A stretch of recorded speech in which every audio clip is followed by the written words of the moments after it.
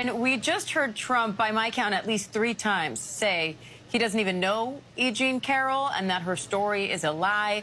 But he has already lost in court for doing that very thing, for denying her story, because the jury found him liable for that assault and for defaming her in the past by denying it. So could he have just subjected himself to another defamation case here?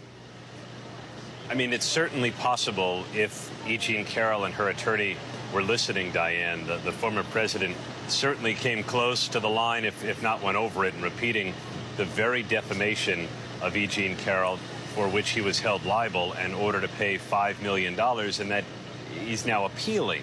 So there's no small amount of irony that on the day he's appealing the outcome of the defamation case by E. Jean Carroll, he's repeating some of the very same words that the jury found were defamatory.